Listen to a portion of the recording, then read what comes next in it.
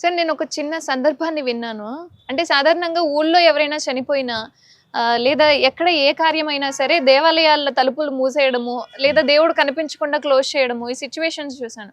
కానీ ప్రతిష్టాపన జరిగే సమయంలో మీరు మైల్లో ఉన్నారు అని చెప్పి విన్నాను. ఎంతవరకు నిజం? ఇప్పుడే కాదు, ఫ్యూచర్ కూడా మాకు ఒకవేళ అట్లాంటి సిచ్యువేషన్ వస్తాయి, అది మేము ఈ దేవాలయం ముయ్యడం అంటూ జరగదు.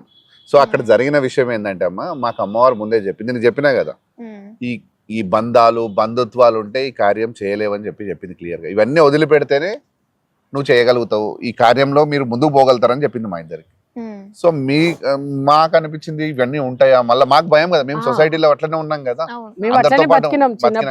సో అమ్మవారు చెప్పింది, నేను ఈ విగ్రహ ప్రతిష్ట సమయానికి మీ ఇంట్లో ఒకరు అంటే చనిపోతారని చెప్పింది. నేను అనుకున్నా అంత జరుగుతుందా అని అనుకున్నాం మేము బిఫోరే 3 months ముందే చెప్పింది. సో జరుగుతుందా అని మేము అనుకున్నాం, మర్చిపోయినాం కూడా.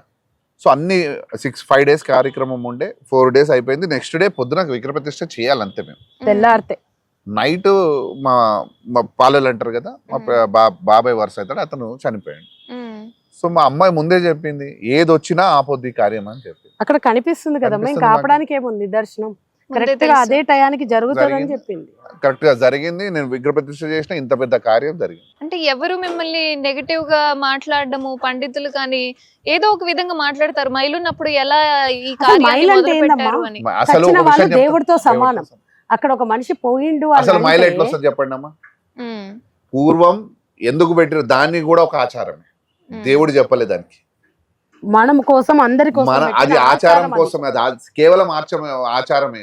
ఆచారం కూడా ఆరోగ్యాన్ని ముడేసుకొని ఉన్నది మాత్రమే. సైంటిఫిక్ రీజన్ ఉంది దాంట్లో, గొప్ప సైంటిఫిక్ రీజన్ ఉంది. ఒక మనిషి చచ్చిపోతే 11 రోజులు ఎందుకు మైల ఉంటది అని చెప్తారు అనేది. సో ఎందుకు జరుగుతుంది అనేది కూడా మీకు చెప్తా క్లియర్ గా. పూర్వం ఏం జరిగేదంటే, ఒక మనిషి చచ్చిపోతే బండ్లు లేవు, ఇప్పటిలేక ఫోన్లు లేవు, మనకు బైకులు లేవు, కార్లు లేవు, ఏమీ లేవు. అతను మనిషి చనిపోతే తన బిడ్డని ఇంకొక వేరే ఊర్లో ఉంటుంది, సపోజ్ సికింద్రాబాద్కి ఇచ్చిండు అనుకోండి. ఇప్పుడు ఈ మనిషి ఇక్కడ చనిపోయిన విషయం ఆమెకు తెలవాలి. ఎట్లా తెలవాలి? ఒక మనిషి వెళ్ళి ఆమెకు చెప్పి ఆమెను తీసుకొని రావాలంటే 2 రోజులు పట్టేది. పొద్దున్న మధ్యాహ్నం ఒకవేళ చనిపోతే సాయంత్రం ఆయన రీచ్ అవుతుంటే నైట్ టైం రాలేరు. పొద్దున్నే ఆమెను తీసుకొని బయలుదేరి వచ్చే వరకు 2 రోజులు పడుతుంది. అప్పట్లో మెడికల్ గా మనం చాలా వీక్ ఉన్నాం, బాడీ డీకంపోజ్ అయిపోతుంది. సో అక్కడికి వచ్చిన వాళ్ళ కుటుంబ సభ్యులే ఉంటారు ఆల్మోస్ట్ ఆల్. మొత్తం అందరు కూతురు పిల్లలు వాళ్ళ పాలోళ్ళు మాత్రమే ఆ మనిషి చనిపోయిన ఉంటారు. సో ఆ డీకంపోజ్ అయినప్పుడు ఏదైనా వైరస్ స్ప్రెడ్ అయ్యి వీళ్ళందరికీ తగిలితే ఆ 9 రోజులు, ఎందుకంటే ఏ వైరస్ అయినా 9 రోజుల తర్వాత వెళ్ళిపోతుంది.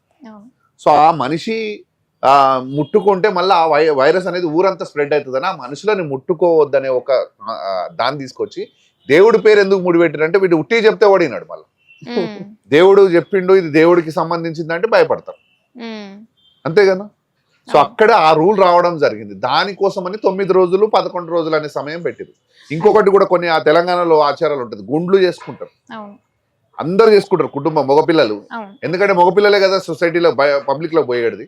సో ఆ 11 రోజుల తర్వాత కూడా ఇంకొక 3 నెలలు కూడా ఒకవేళ వైరస్ వస్తే అది మొత్తం దగ్గరికి ఒక 2-3 months పడుతుంది.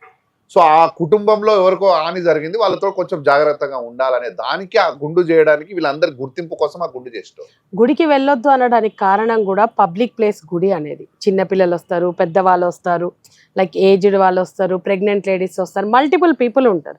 సో ఆ వైరస్ ఎవరికి స్ప్రెడ్ కావద్దనే ఏమైనా లైక్ పెళ్లిళ్ళు జరిగిన కొన్ని రోజుల వరకు శుభకార్యాలకి ఈ దైవ కార్యాలకి దూరం ఉండాలి అని చెప్పిన కారణమే అది. ఇప్పుడు నెత్తి దగ్గర దీపం పెడతారు, దాని నుంచి నెత్తి దగ్గర దీపం ఎందుకు పెడతారు?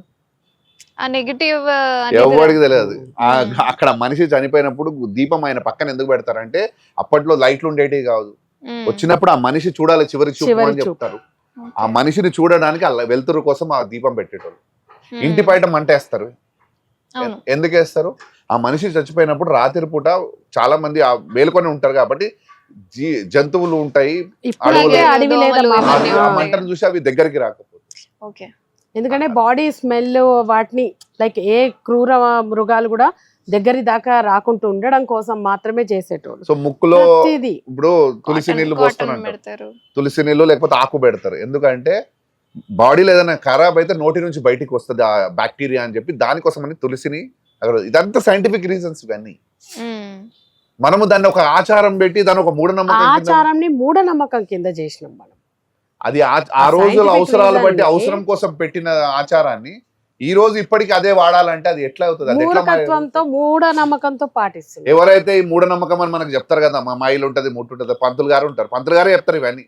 మరి ఆయన చాలా కుటుంబంలో ఎవరైనా చనిపోతే ఆయన కుటుంబం వాళ్ళ పాలలు చనిపోతే ఒక్కరోజు ఆయనకు సృష్టి, తర్వాత రోజు మళ్ళీ గుడికి పోతాడు, ఆయన పూజలు చేసుకుంటాడు. ఆయన కూడా మనలాంటి మనిషే కదమ్మా. వాళ్ళ ఇంట్లో చనిపోతే ఏం చేస్తాడు, 11 రోజులు ఉంటదంట ముట్టు ఆయనకు. 11 రోజుల తర్వాత మళ్ళీ ఆయన గుడికి వెళ్ళిపోతాడు. మనల్నేమో సంవత్సరం అంతా పూజ చేయొద్దంటారు. మన దేవుడి రూమ్ ఏం చేస్తే చెతకుండా చేస్తాం, అంత దుమ్ము ధూళి చెత్త, మన దేవుడిని ఆ రూపంలో. సంవత్సరం పాటు ఇంటి వాళ్ళు చనిపోతే క్లోజ్ చేసేస్తాం. అదే కదా. అదే మరి ఏ శాస్త్రం చెప్పింది ఇవన్నీ చేయమని? ఇట్లా చేసే పంతులు గారేమో ఆయన అన్ని చేసుకోవచ్చు, చెప్పే పంతులు గారేమో అన్ని చేసుకోవచ్చు, అంటే మనం ఎందుకు పాటించాలి ఇవన్నీ? ఇప్పటికీ పాటిస్తున్న వాళ్ళు మూర్ఖులు అంటారా? అంతే కదా, మూర్ఖులే కదమ్మా. అంతే కదా. ఇప్పుడు మీరేమో డికంపోజ్ కాకుండా బాడీని ఇప్పుడు అవసరం లేదు కదా. ఇప్పుడు బాడీ రాగానే మనకు అందరూ ఒక రోజులో జరిగిపోతుంది. నైట్ చనిపోతే ఫ్రిడ్జ్ తీసుకొచ్చి అందులో పెట్టి మనిషిని డికంపోజ్ కాకుండా అయితే చూసుకుంటున్నాం. స్టోర్ కాపాడుకోగలుగుతున్నాం. ఉంచుతున్నాం. ఇదే అన్నిటికీ ఒక సిస్టమ్ ఉంటది, ప్రతి దానికి ఒక సైంటిఫిక్ రీజన్ ఉంది. ప్రతి ఆచారం సైంటిఫిక్ రీజన్స్ తోటే ముడిపడి ఉందమ్మా. అది పాటించొద్దని మేము చెప్పట్లేదు, కానీ దాన్ని మూఢనమ్మకంగా తీసుకెళ్లి మూర్ఖంగా ప్రవర్తించొద్దు అని చెప్తున్నాం అంతే. అమ్మ అంటే ఇంకొకటి కూడా ఉంది, ఇంకొక విషయం కూడా, పేలాలు చల్లుతారు చూసినా మీదికెళ్ళి, బొంగులు. ఆ మనిషి ఏడికెళ్ళి ఎంత దూరం పోతున్నాడు అంటే ఆ రూట్ లో కూడా ఏదైనా వైరస్ స్ప్రెడ్ అయితే ఎవరైనా తెలియని వాళ్ళు వచ్చినప్పుడు దాని మీదకి దాటకుండా ఉండడం ఓకే. అవేర్నెస్ కోసం. అవేర్నెస్ కోసం అంతే.